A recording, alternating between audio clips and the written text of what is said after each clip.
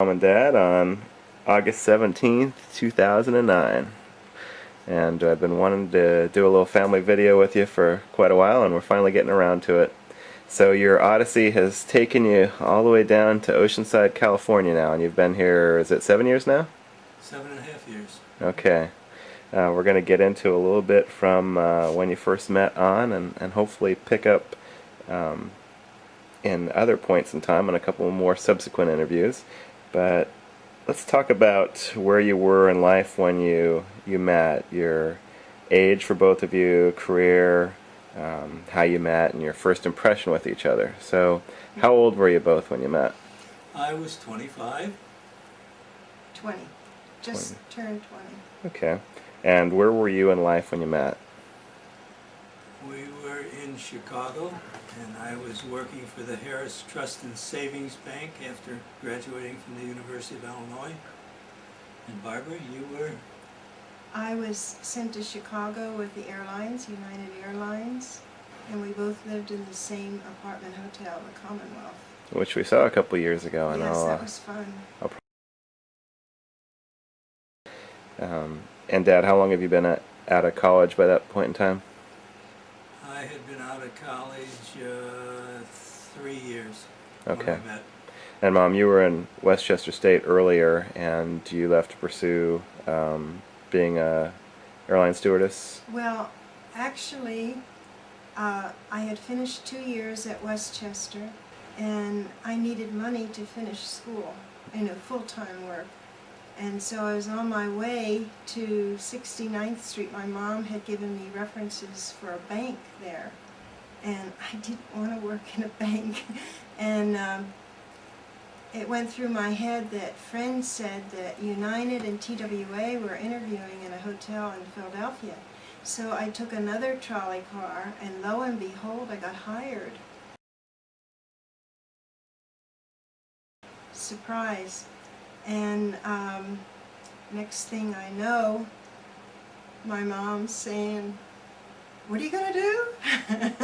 But my Uncle Rudy, my godfather, saved the day. He said, "Rita, she'll be all right." And at that point in time, that was kind of a way to see the world. It was kind of a glamorous thing for women of your age, late teens, early 20s, right? Well, the jets had just come in. In high school, a lot of my friends were interested in becoming airline stewardesses. But then the jets came in and they were hiring big time when I got hired. Okay.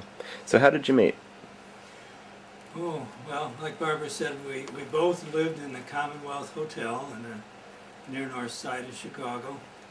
And my roommate, Gene Honeyman, met Barbara's roommate, who was also a Gene and Jeannie.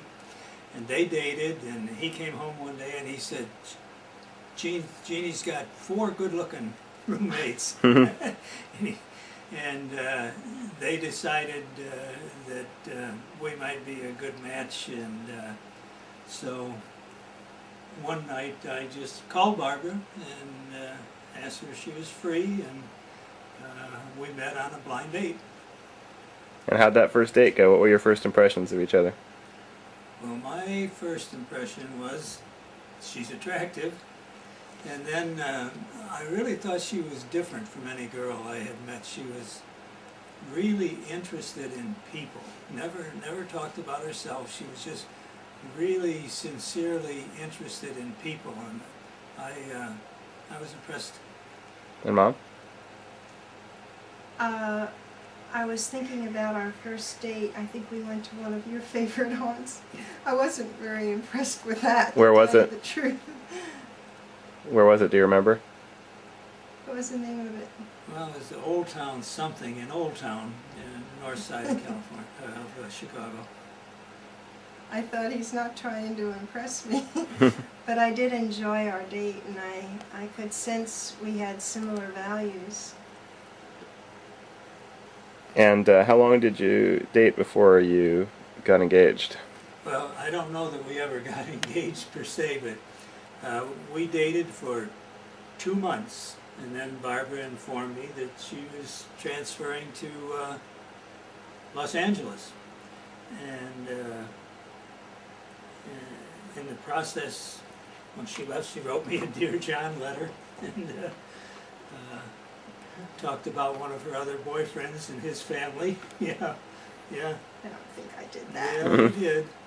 And so she was gone from my life. I mean, gone. I mean, I lived in Chicago. She was in Los Angeles. And then I heard through the grapevine that she had transferred to Miami Beach. And by this time, I had left the bank and was in training to be a stockbroker.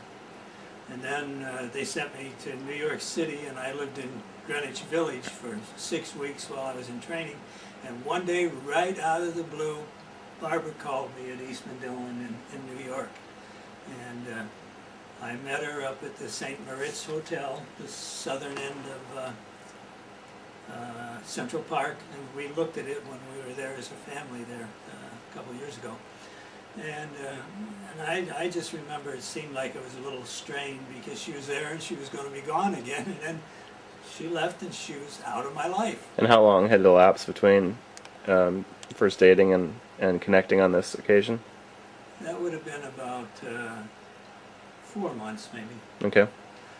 So I go back to Chicago then to start as a stockbroker, and then right out of the blue, Barbara called me again. She had a flight into Chicago, and I said, well, let's go out to dinner. And we went out to dinner, and I That time he did try to impress me. and I thought to myself, I'm not going to let her get away this time. Mhm.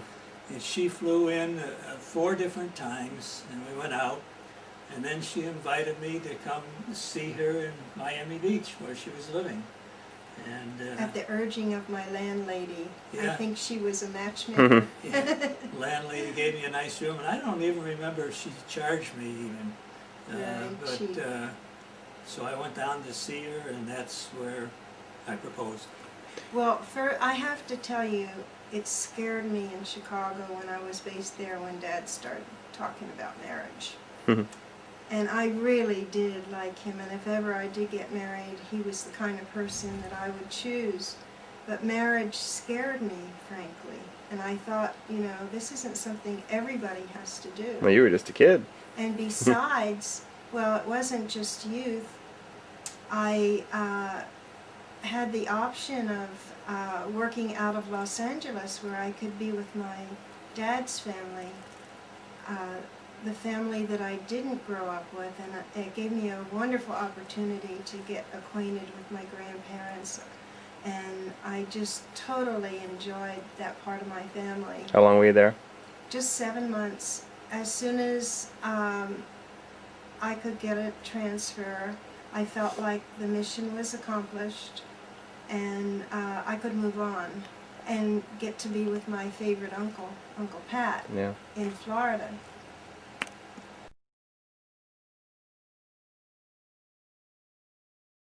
In LA, you were there with your great grandparents and Grandparents. grandparents, my great grandparents, yeah. Antonio and Eladia. Okay. Uh-huh. And did you get to see a lot of the other relatives when you were there? Yes. Who was lots of there? Cousins. Who was there? Gigi and Patrice and my cousin Greg. And of course they were just like 10, 12, 8 years old at that time. And your Uncle George was there also, yes. and your Uncle Aunt Ange. Marie. And Rudy was there, and Ange. I didn't realize They were Jean. married by then, and Jean. So it was the Parecas you were saying right there? No. Your... We have a lot of Marie's Oh, okay. family. Oh, okay. All right. And so you were there 7 months, and then pick it up again from there? I think my grandparents realized I wouldn't be there for long. They wanted me to come every opportunity, and they'd put out a feast like I was some kind of important person. And what did you think about California? That had to be quite a bit different from Philadelphia, but you had seen a lot of the world flying up to that point too. Well, when I was 9 years old, my mother, father, and another couple, the Despinosis, Tony was a riot, we took a car trip across the country, Route 66. And it was so fun. Tony was a riot. And I got permission from the school. It was, you know, I was to bring back cotton bowls and different things for my classroom, share time. And I loved California. My grandparents had an orange tree in their yard and an avocado tree, and just loved the architecture there. And I mean, They had a just- Spanish-style home. I I just, saw the with picture there. balcony, I just was entranced with the whole thing, and I thought, oh, I would love to live in California someday. And did they live in actually the city of Los Angeles, or was it one of the other cities? Baldwin Park. Park. Okay. Do you remember what the address was? Yes. I have it 30 La Cienega Boulevard. I can't tell you the That's a number. real long street. La Cienega Boulevard. Okay. And they're both buried in Forest Lawn. I'd like to go up and Okay. visit that. So you met up again in Miami, and I think that's where you have a couple of pictures, right? The Fontainebleau Hotel, or was that a subsequent trip? No, that was later. Oh, okay. So you had a visit down there and pick it up from there? Well, when we went down, I remember Barbara prepared a picnic. I remember you made roast beef sandwiches. Why I remember that, I don't know. And we went to the beach, and I proposed to her on the beach. It's right across the street from my apartment. And I said, you don't have to answer me right now, and she didn't. And I think it was the next day we were at a nightclub, and I was talking to her, and right in the middle of whatever I was saying, she said yes. And I thought, what, you know? And then she said yes again. And I thought, whoa, I've done it. You closed a sale. Well, actually, I prayed. I prayed about things. I didn't have a personal relationship, but I loved God, and I prayed. And I said, if this is the man for me, if I am to be married, give me peace. And I got it. And it scared me a little bit, but I still couldn't get away from it. I had peace. Okay. So tell me a little bit about your wedding. How long were you engaged? And So right then, Barbara told her mother, and her mother started the preparations. And her mother's in Philadelphia, Barbara's in Miami Beach, I'm in Chicago. Her mother made the preparations, and we came together. It was really not much after that. I must have proposed in August, and we were married September 29th, and we just all came together, and how'd the wedding go? Well, I have to tell you, my mother bought my gown. She brought a headpiece. I had no idea what a mantilla was. She said, you'll love it.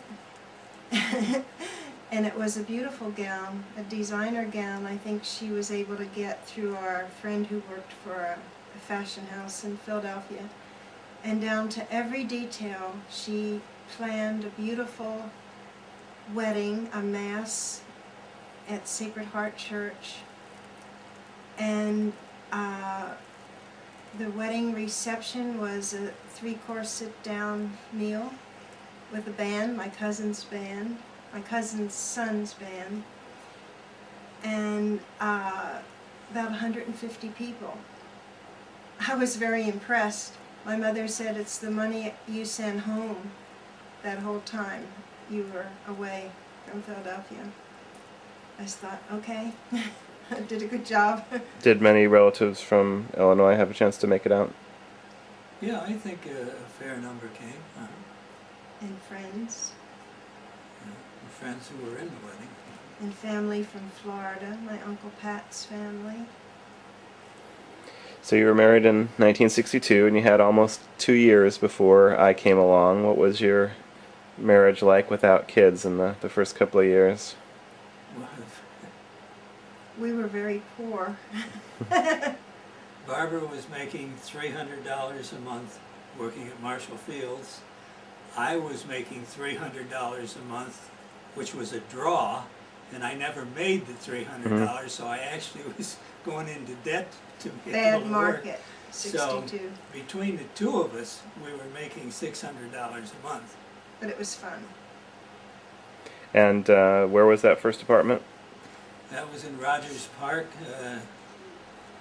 right at the north edge of Chicago, right on the Evanston border. And our rent was $110 a month, so, you know, we made it on the 600, okay. And And- we got to visit there when we went back. Yes. We saw it. Mhm. And did you have a chance to get away at all? Or was it just, were things just a little too tight at that point in time?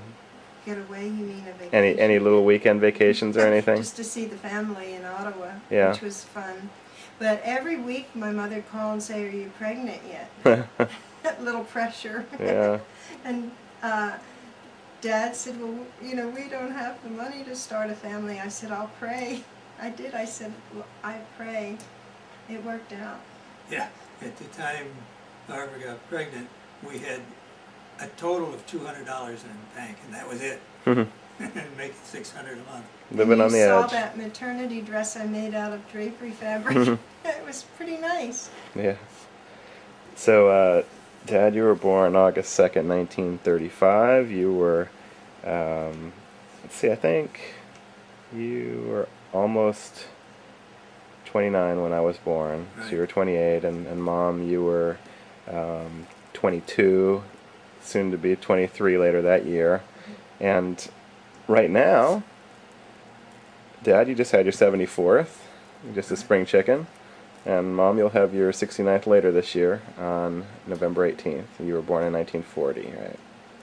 Okay. That's easy. So I came along May 23rd, 1964. What kind of baby was I? Adorable. Of course. Huggable. Good baby. Very good baby.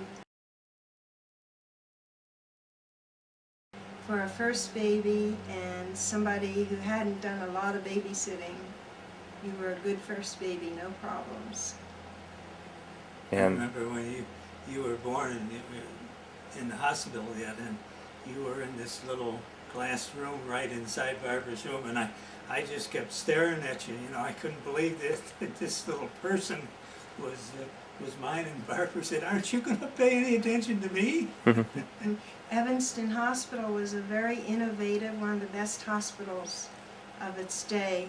And they put the baby right next to the mom, which is a healthy thing. You bond and with the daddy and the mom and family.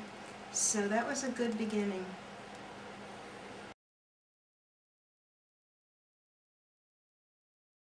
We were in our Rogers Park apartment one night. The night you came home one night, and then we moved to Sherry Park in Des Plaines. Des Plaines. in what part of the Chicago area is That that? was the northwest side of Chicago, Okay. northwest suburb. Nice apartment, big or sizable for us, and also the market, Dad's business had improved immensely, which shows that the baby's timing was very good, not bad at all, economically. And how long were you there before the next location? Well, less than 2 years. And Barbie was born at the Des she Plaines was Hospital, born when we lived there, right, in Park Ridge Hospital. 21 months after you. February 16th, 66. Okay, Barbie had some problems after birth. She needed to wear a brace that kept her legs straight, and it was like a V. Poor thing, she couldn't turn over in the crib, made for hard sleeping as a newborn. And at this point we were in the Deerfield house when she had that brace. So she didn't have it quite as easy as you did. One thing I remember about the two babies is that I never like to get up. I don't get up easy. But when the 1 a.m. feeding time came, the second I heard a sound, my feet hit the floor and I was in, and I did the 1 a.m. bottle feeding and enjoyed every minute of it, and never minded getting up. Had to be diaper changed too. I Way to can't. train them. I can't say the same. Those late night ones are pretty rough for me. So, I obviously we had our turbulent history as brother and sister growing up, but as little kids, how did we get along as little infants? I just always remember taking you guys to the park. We went to the park all the time. Maybe it had something to do with being born in the city. I don't know. But we did a lot of that. And Well, if you look at all the pictures of the two of you when you were little, you always look happy. They're always happy-looking pictures.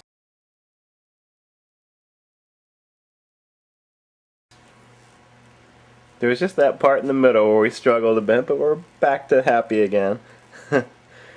So we lived in the apartment that we moved into in Des Plaines when Barb was born, and was that the last place before Deerfield? That was the last place. And then we were just out driving, and we were driving through Deerfield, and we went through this new development and went through the house that we eventually bought. And I had no thoughts of buying a house, but Barbara really liked this model. And I had just started doing really well in the market.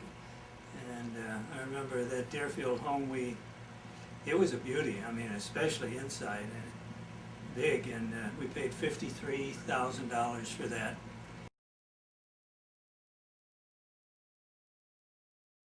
And 11 months later, I was transferred to California, and we had to sell it in 11 months.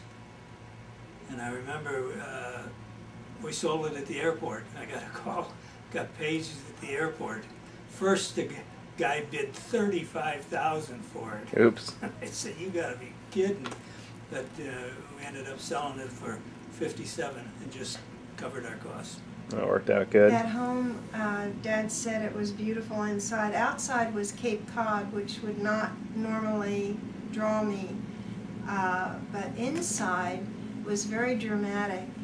You walked inside and there was the living room on the first floor, which is why we picked this furniture that we have now. Kind of a Spanish Mexican flavor, and a balcony over that where our dining room was, and the kitchen was sizable for our long table that we had for years, that wrought iron set, and it had like a Mexican mural on the wall. So I think we were all primed for California. Okay. And I had skipped earlier. Your honeymoon was Jamaica, right? No. No. Oh, and that was a trip later. That's right. Ours was Jamaica. You had a business trip there. So you were in California at that point? Our honeymoon was given to us by the airlines. We were in Chicago at the time we went to Jamaica. Okay. Yeah, our honeymoon was in San Francisco, never realizing that in a few years we'd be living out there. What'd you think about San Francisco then? Oh, everybody loves San Francisco. We stayed at the St. Francis Hotel. Which is where we stayed Christmas night this year, and probably will in the future too. And then on the way home we stopped in Denver, and we drove to Colorado Springs or somewhere around there. Okay. And when did you go to Hawaii?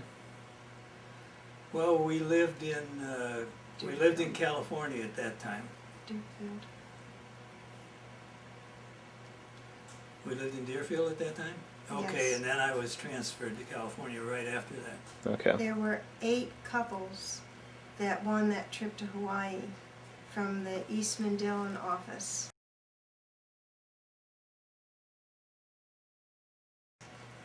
So that was a fun trip. My mom came out and took care of you guys.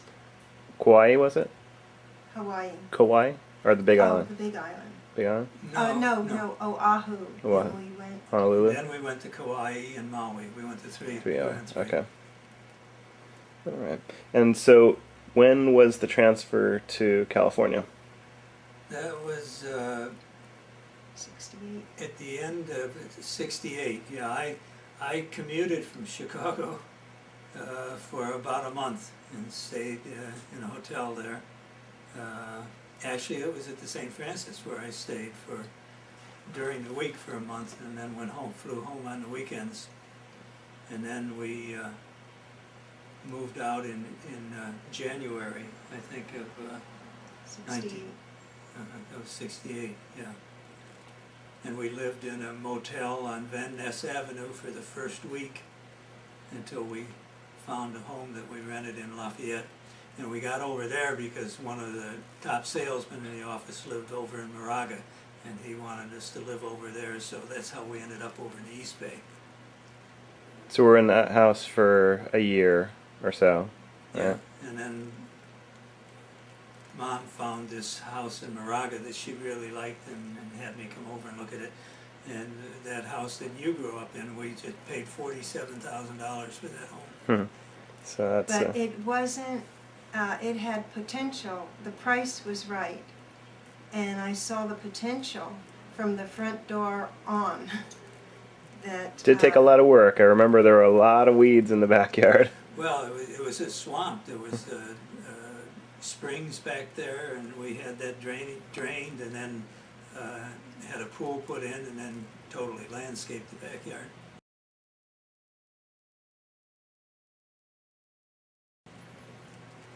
And then we got to visit that when it went up for sale maybe 10 years ago.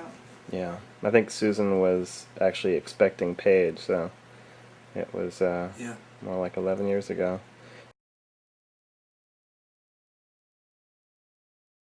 And we had a chance to go in there trick-or-treating with the kids, and the people that bought it since then, since the ones that bought it when we went through it, have done a really nice job with it. They totally remodeled it and really redid the landscaping in the back. They had us in to check out everything. It was interesting seeing how everything had changed. It was really nice. So we moved in there, was it late 68, early 69? Yeah, it would have been maybe early '70. Oh, I could tell you, it had to be 69, Okay. because no sooner did we move in there, I lost my grandma in Los Angeles, and we were planning a trip down there, but she took ill and just went so quickly. And how long did your other grandmother live? She was about 76, I believe, but I couldn't tell you for sure. I'd have to ask one of the family back there. Do you remember about when she passed away? I remember talking to her, had an opportunity. I mean, do you remember what time frame it was? We were at Bethany. Okay, so probably late 80s, mid 80s. Mid-'80s. Early to mid-80s. Okay. Yeah. Did your mom pass away in 1970? February 1970. Okay, and that was emphysema and influenza. No, there was a flu epidemic in Philadelphia. My mom had asthma and emphysema, which is a lung condition. It makes it very difficult to breathe, so they hospitalized her. The infection from the flu apparently was cleared up. The doctor gave her a clearance, but she had difficulty breathing, and so they rushed her to the hospital, and that's how she died, from the emphysema. At a pretty young age. And the heart failure. Yeah. Yes, 52, just short of 53. So California was a really big move for your families. What did they think about you being on the West Coast? Well, not a lot different from Chicago, really. Mom and Dad McGill came out regularly. We used to fly them. Dad's business had picked up. We used to fly my mom and his parents, and they were more than happy to come visit us in California. My parents always said, "You're so independent," they didn't. I don't think it fazed them in that respect. What were your impressions of California? You had visited a little bit. Did you enjoy living there from the beginning, or was it a big adjustment? Well, for myself, I worked all the time. I worked day and night during the week anyway. And He had long hours. The stock market opened what time? West Coast time. well, 7. So he had to be at the office, which was an hour commute, and made for a long day. How about you, Mom? What was it like raising kids in Moraga? Well, we had a nice neighborhood. Unlike maybe a lot of situations, we knew everybody. It wasn't that everybody was homogeneous, but we all got along great. And I think it all started with Stella Spiropoulos. She put a huge bag of oranges on our doorstep from her family in Madeira. And I thought, now I can share this with my whole neighborhood. And so I brought oranges across the street and next door, both sides, and everybody started doing that. If somebody baked a pie, the second one they would share with the neighborhood, have people in. It just got to be a very close neighborhood between the Campbells and the Lescovars. It was like a little league of nations between the Yugoslavs, the Greeks. We had a Chinese friend, Nellie, and we had a Jewish friend, their name, Cornfields. And so we used to get together and do the cooking, the ethnic cooking, and have one another in. At that time, all the moms weren't working. So I would do raviolis from scratch, and the neighbors they wanted to learn how to do it. And Stella would do her triropodies, and of course Emma, during the summer, she joined us. It was a great neighborhood. The Hums, Yeah. the Hills. So I always loved sports growing up from a real young age. What kind of memories do you have of me athletically growing up and academically with school too? Well, I remember year after year, baseball season, we would play catch every single night. And football season, we'd pass constantly, and you were good in sports right from the beginning. You always gave 110%, and I know I coached at baseball and basketball for several years.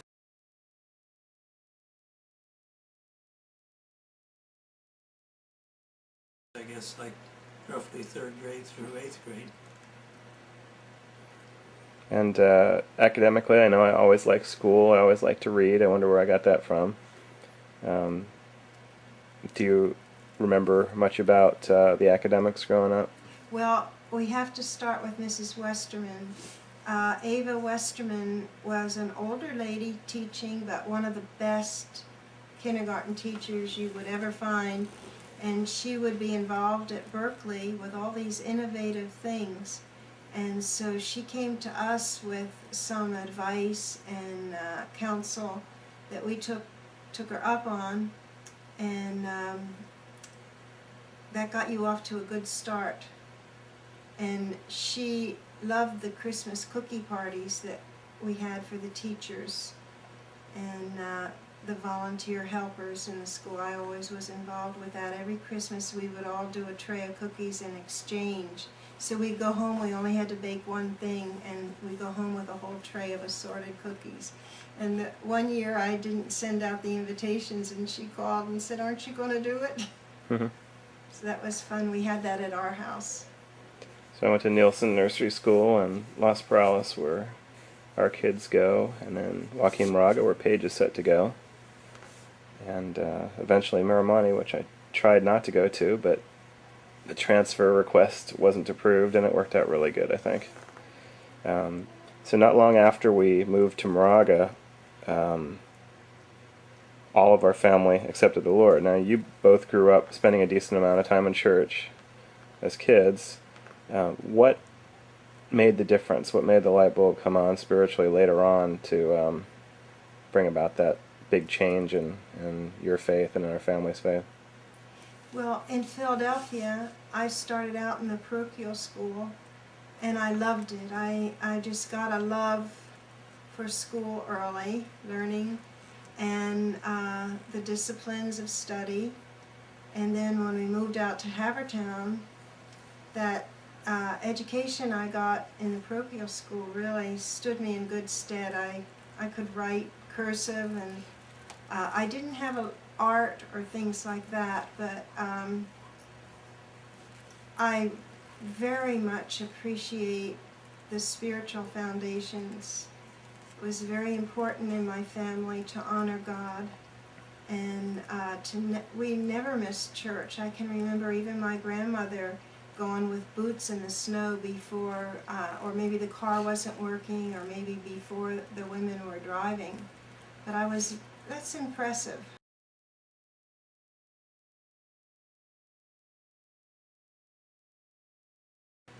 To see that. And the spiritual hunger, I was talking to Dad, it was way back when we were dating, because I apparently mentioned to him about the long conversations at Westchester with friends. We would have these theological discussions. I do remember wanting to study the Bible, and my mom making an appointment with the priest. And he said, well, the laymen can't read the Bible for themselves, but now, of course, Catholics have their own Bible studies. But I always had an inclination that way. Dad, you had attendance awards going to Sunday school, so you obviously went to church a lot as a child. Yeah, I had the longest unbroken attendance in Sunday school and in the youth choir, Methodist Church, but never heard anything about sin or salvation. But I always liked church. In fact, my mother said when I was 9 years old, I said I'd like to be a pastor. Mm-hmm. Never dreaming the direction my life would take later on. Yeah. Many years later. How that started in our home, was that I always had a desire to teach you children educational, interesting things about nature. I remember at the rental we had a beautiful garden. The people had a gardener come, and all these beautiful plants that I wasn't familiar with. And you guys, you knew Podocarpus, Pantha, and you were just little guys then. And in the Moraga home, I decided that I would like to teach you some of the basics of the Bible, but I didn't know the Bible. So I checked some books from the library on a children's level, and I began to listen to the Bible programs on the radio. One was Through the Bible with J. Vernon McGee.